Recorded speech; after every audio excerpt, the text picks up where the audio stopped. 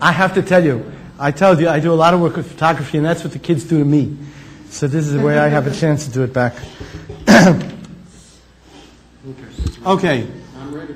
Very good. Okay. We are now sitting in a building called Beit Hadassah. Beit Hadassah, literally called the Hadassah House, was built in 1893. It served as a medical clinic for Jews in Hebron, for Jews and Arabs in Hebron for quite a number of years. Anybody that didn't have any money would be able to receive services for free. The original building was this floor down here. The entrance was from the back. The second floor was added on in 1907 or 1908, like that. And as I said, this served the community until 1929. We'll talk more about 1929 in a little while.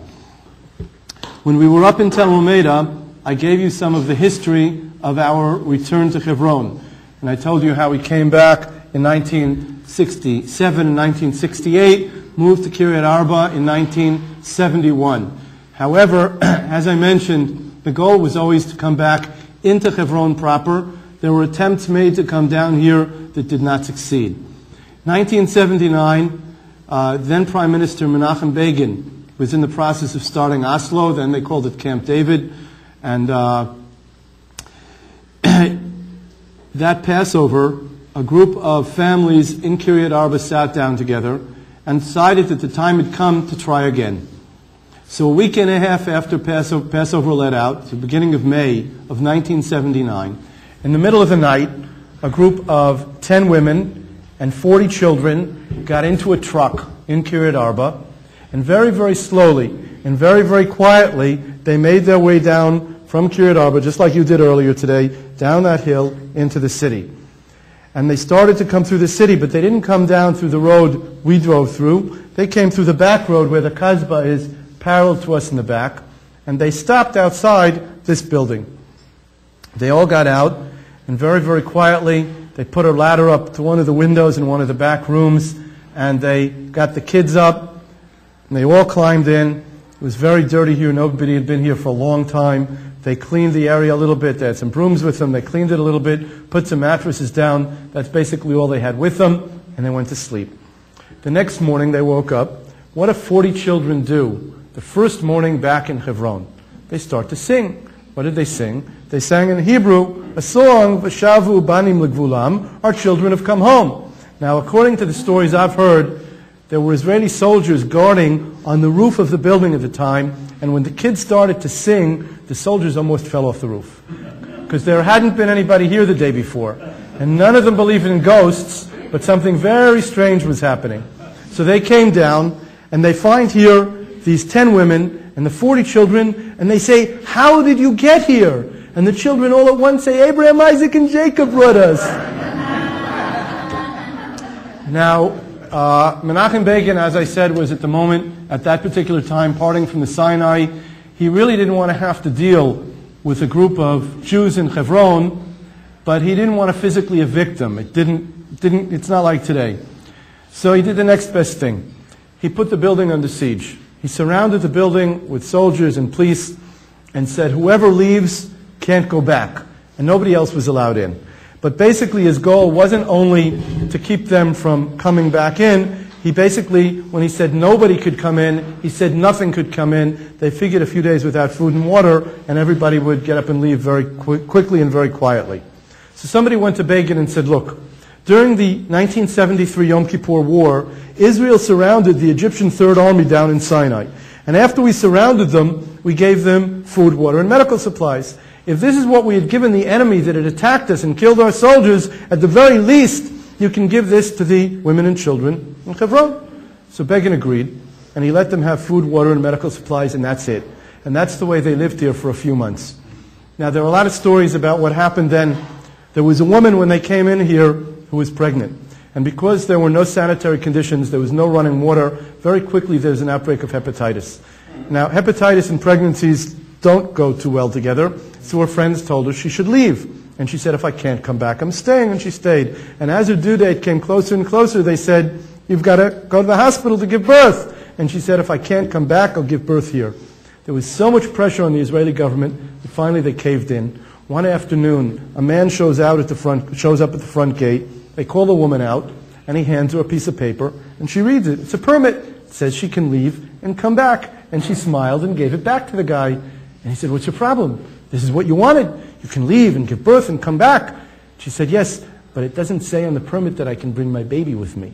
So they gave her a new permit that said she could come back with her baby. She went to the hospital, gave birth to a little girl. Of course, she named the girl Hadassah. Came back to Beit Hadassah. Hadassah got married a few years ago. There was a little boy who had a toothache. And, what could they do? They sent him up to Kiryat Arba to the dentist. And when he got back to the gate outside, the security guard who was standing there said, "What do you want?" And he said, "Well, I went to the dentist. I came back." He said, "You left. You can't go back." And the little boy said, "But my mother's there." And he said, "Your mother can come out. You can't go in. You left. You can't go back." And the little boy started to cry because he wanted his imah. He wanted his mother.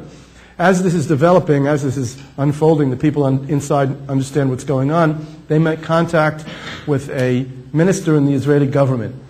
Now, we're going back now a long time, 1979. I don't know how many of you were involved in Israeli politics in 1979, 1980. You probably never heard of this guy. He's since disappeared from the Israeli political scene. I always have trouble remembering his name. Sharon, Ariel Sharon. They made contact with Ariel Sharon, and he called a special session of the Israeli cabinet, and there was an Israeli cabinet discussion about the little boy standing outside at the gate, and at the end of the discussion they made a formal decision of the Israeli cabinet, of the Israeli government, to allow the little boy to come back inside. They haven't changed. In any case, the women lived like this for about 2.5, 3 months. At that time, the siege was lifted. They were allowed to leave and come back. Nobody else was allowed in, and that's the way they lived here for an entire year. Every Friday night, when for Sabbath services, people would come from Kiryat Arba to pray in the Tomb of the Patriarchs, and when they were finished, they would then sing and dance down here. They'd line up in a big circle outside in the street here and sing and dance for the women and the children that were here, and then they would go back up to Kiryat Arba. The women had been here for a year. It was exactly 27 years ago, a few days ago. It was exactly 27 years ago. Friday night, the men had come down. They had lined up to start to dance when they were suddenly attacked by terrorists who were on the roof of a building behind them. 4 terrorists started shooting at them, throwing hand grenades. As a result of that attack, 6 men were killed, another 20 were wounded. A few days later, the Israeli government, the cabinet, again meeting in special session, finally authorized the renewal of a Jewish community in Hebron. Only then were the husbands allowed to rejoin their families here, and eventually the Israeli government rebuilt this entire building, adding on 2 floors, which I'm happy about because I live all the way upstairs there in one of those apartments that was added on. And that was the beginning of the renewal of the Jewish community in Hebron. That's how we came back to Hebron. That's the way it used to be. It used to be where, when the terrorists decided to kill people in the hopes of causing them to leave, the Israeli government would say no, and they would do the exact opposite. They would say, we're going to bring more people to live here. Today it works the other way around. They kill people, they say, now we have to run away, and they take people away. But then that's the way it was. That's how we came back to Hebron, 1979, 1980, the beginning of the renewal of a Jewish community, a Jewish presence in Hebron. Today down here, the building today is mostly residential. Upstairs people live. We have a little synagogue upstairs also. Downstairs here is a museum. The museum, you'll see why in a minute. It takes a long time to finish this, to work on it. But I'd like to show you a little bit of it. Okay? Those of you that haven't fallen asleep, now I have that button. Floor opens up. Please follow me. I promise you it won't take a long, long time. Come. This room represents Hebron pre-1929. In a few minutes, you'll know why I use 1929 as a watershed date. Many people that come in here, not people like you, but many journalists, and I get all sorts of diplomats from Scandinavia, think that the history of Hebron begins in 1967. Okay? So, no, I'm serious. So I try to show them that there was a Jewish presence in Hebron before then. Okay, and they say, 4,000 years ago, but, so I try to show them that there's something in between. Okay?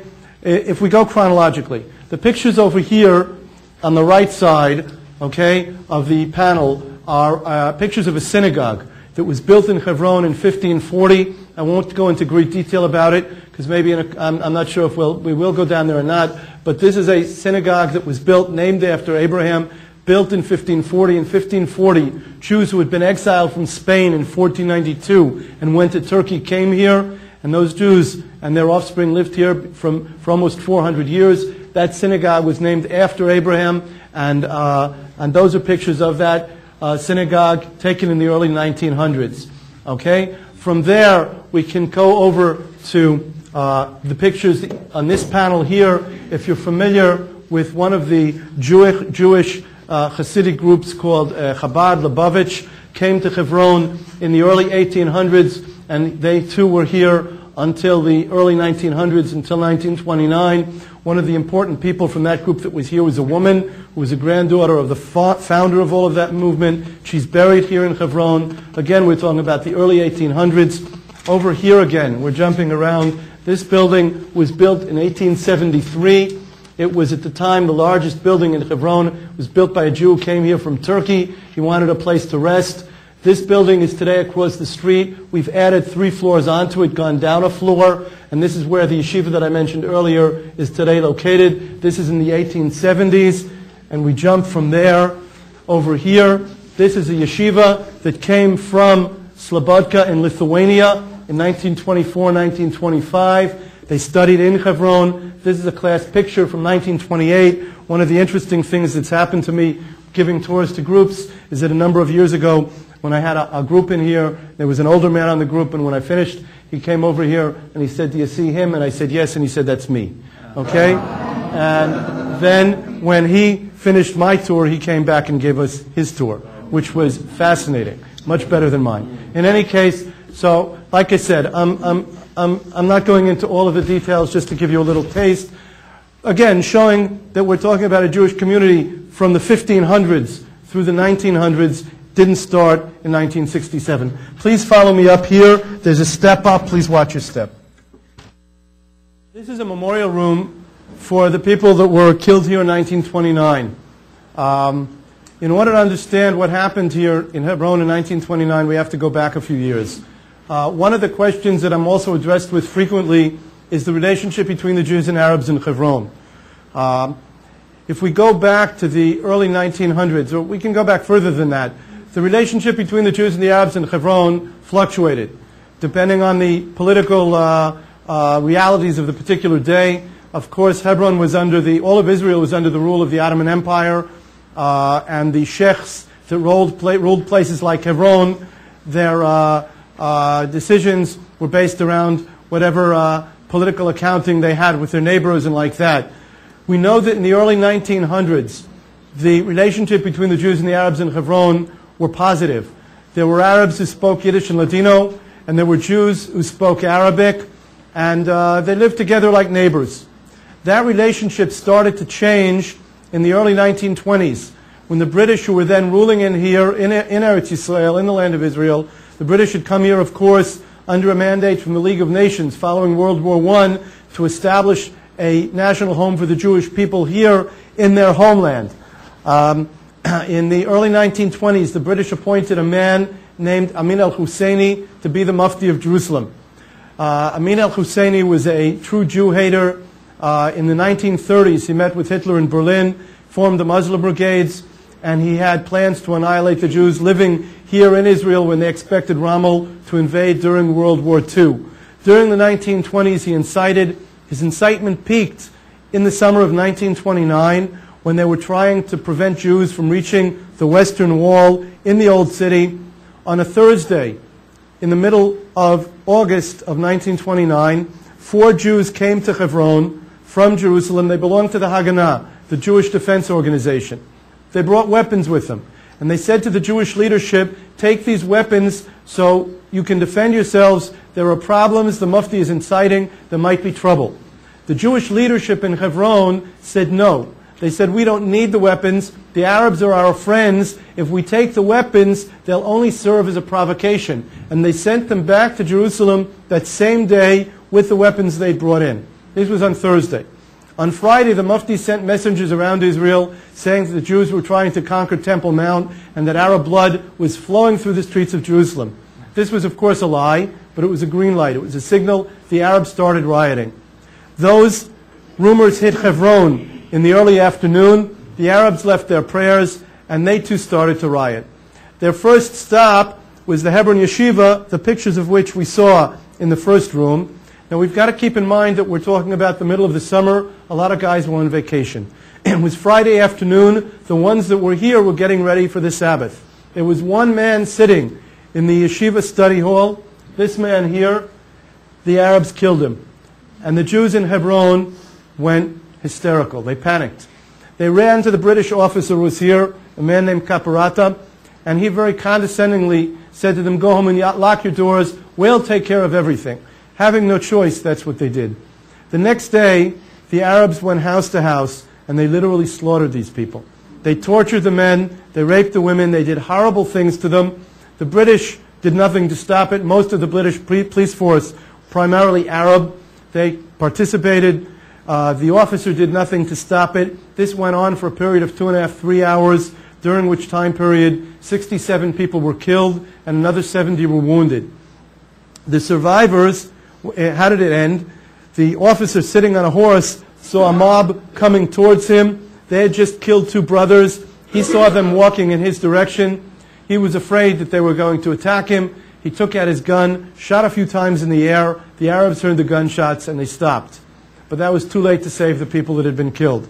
The survivors were taken to the big building I showed you in the previous room, where today the yeshiva is, the building that had been built in the 1870s. They had confiscated it and were using it as a police station. They took the survivors, left them on the basement floor for 3 days, giving them nothing, no food, no drink, leaving them as they were. On the 3rd day, they brought in buses and trucks, shipped them all out to Jerusalem, and that was basically the end of the Jewish community of Hebron. A man that I know who lives in Chicago, who was a little boy then, his father, he told me his father wrote to the British High Commissioner and asked him, why did you punish the victims? We were the ones who were the victims and then we were expelled. Why did you throw us out? And the answer that he received back was that there were more of them than there were of you, and you couldn't continue to live together, so it was just easier to get rid of you than it was to get rid of them. Okay? And that was the end of the community, basically a community that had been here continuously for literally hundreds and thousands of years. A small group came back in 1931. They were here until 1936. In the spring of 1936, again after the Passover holidays, the British started knocking on doors in the middle of the night. They said, the Mufti's inciting, we can't protect you, and they took them as they were, put them on the buses, sent them to Jerusalem, and that was the end of a community until we came back here in 1967. Behind me are the stones from the cemetery that, as we found when we came back in 1967, the cemetery had been destroyed. They had a vegetable patch there and a shack. These are pictures of all of the people that were killed, the rabbis of Hebron, men, women, and children. This man here was the leader of the community, and he knew all the Arabs because he was the only Jew on the Hebron Municipal Council. And he went to people's houses on Friday night and Saturday morning, and he said, if you're scared, come to my house. I know them all. You'll be safe by me. As a result, there were dozens of people there. The Arabs showed up outside his house. They called up to him and said, if you'll give us all of the strangers in the house, we'll leave you and your family alone. He yelled back, there are no strangers here. It's all my family. The Arabs broke in. They came in through the roof of his house.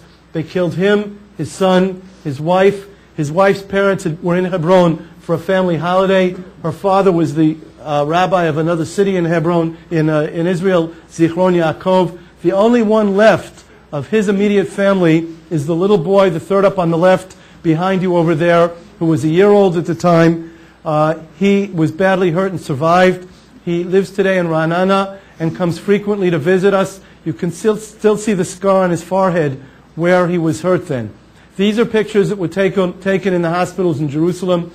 These are some of the easier pictures to look at. There are pictures that are much more difficult to look at. In back of us over here, some of the homes in the synagogues. The picture on the top left with a picture of Herzl in there is the family, is the home where this this man lived that I told you about, and the synagogues. This is what happened here in the space of a few hours in August of 1929. I used to bring people in here, particularly journalists, and show them this and try to explain to them why we opposed the Oslo Accords. And they said, but things have changed. It's not the same anymore. You have to give peace a chance. Okay? Since Israel gave a peace a chance with the Oslo Accords signed back in 1993, 1994, there have been about 2,000 Israelis killed in terrorist attacks and tens of thousands wounded and maimed. Okay? Nothing has changed. But that's not true. Then they could only kill one at a time. Today they can get on a bus with a bomb, blow themselves up, and kill 20 or 30 at a time. Other than that, nothing has changed. If Israel has to be able to be self-dependent, we cannot depend on anybody else for our security. Our security, of course, starts from above. Okay? But after that, God doesn't expect us to sit home and say, okay, He'll protect us. Okay? We've got to be able to deal with ourselves. If we put our security in the hands of our enemies, then this is the result. Okay? And we've done it time and time again. We try to express that to people. Of course, terrorism all over the world is battled except in Israel. In Israel, you can't battle terrorism. You're expected to acquiesce to that terrorism. However, we know that the fight against terrorism in Israel is not only for ourselves. We know that today, standing behind that terrorism are the same kind of people that blew up the Twin Towers in New York and went to Spain and went to London and are trying to get to other places. And we know that if we acquiesce to terror here, it's going to boomerang and it's going to hit you people back in the States, because the terrorists are going to say, look, we managed to force them over there to do what we want. We can do the same thing all over the world, and that's what we have to prevent. If we can stop it here, then maybe we'll be able to stop it in Europe and in the United States. If we let it unravel here, then for sure it's going to continue to boomerang and hit people all over the world. And when I've been in the States, I used to go up to Washington, up to the Hill, and talk to the representatives and said, you have to try to stop the terrorism in Israel, not for us, but for you. Okay? And a lot of those people understand it. The problem is the people that don't understand it are ruling the state of Israel. Okay? And those are the ones we have to take care of. But you people also. You people have to make sure that your representatives in Congress and in the Senate understand and know that a place like Hebron is important. It's important for religious reasons, it's important for nationalistic reasons, and it's important for security reasons. Okay? And if they know that it's important to you, then as politicians go, it'll be important to them too. And I can tell you that I've met people, and I know that it's important to them because for the same significance that it's important to me, not only for political reasons.